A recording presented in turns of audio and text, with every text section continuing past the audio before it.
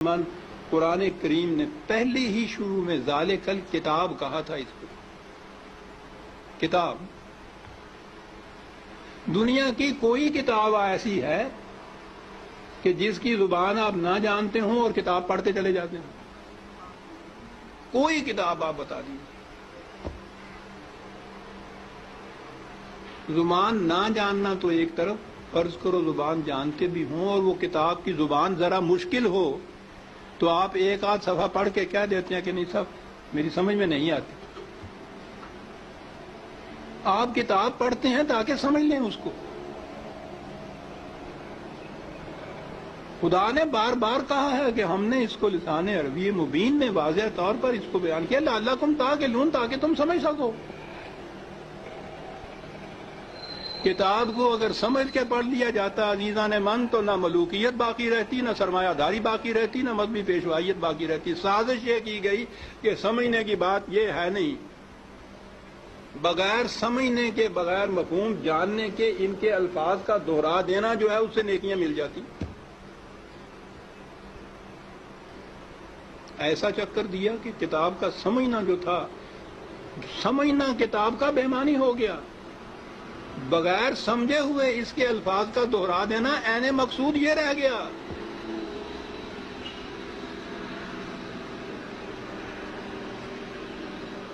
اعلیٰ سے اعلیٰ درجے کی کسی طبیب، حکیم کی، فلاسفر کی نسخوں کی کتاب، ہر مرض کا نسخہ جہاں لکھا ہو اس کے اندر، آپ اس کو سمجھے نہیں اس زبان کو اور وہ نسخے زبانی یاد کر لیں اور صبح اٹھ کے ان کو نسخوں کو رٹتے رہیں، شام تک بولتے رہیں.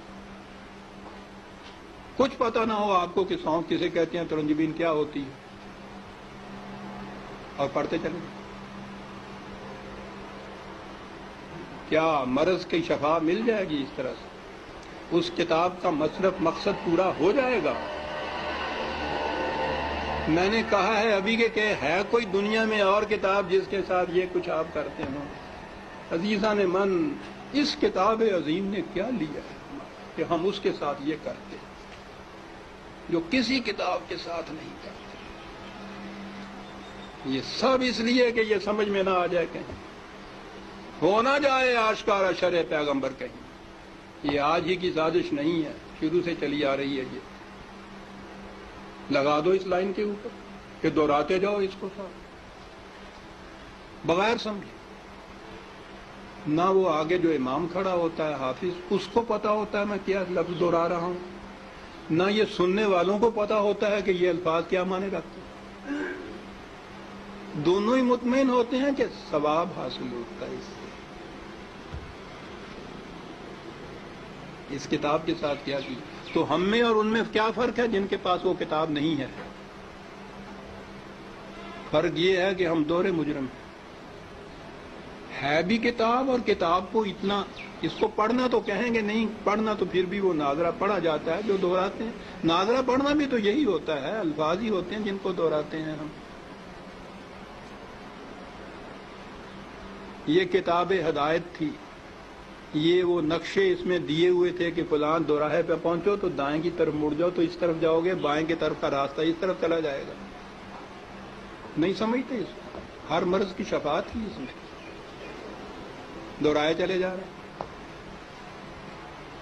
یہ ایک پورا ریلا حفاظ جسے کہتے ہیں، صرف حفظ کیا ہوا کچھ معنی نہیں جانتے. اسی میں وہ پھر قاری آ جاتے ہیں، حفظ بھی کیا ہے، پڑھتے بھی ہیں، پھر قرأت کے ساتھ گا گا کے پڑھا جاتا ہے.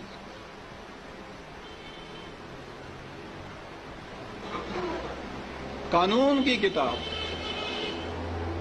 گا کے پڑھنے کی.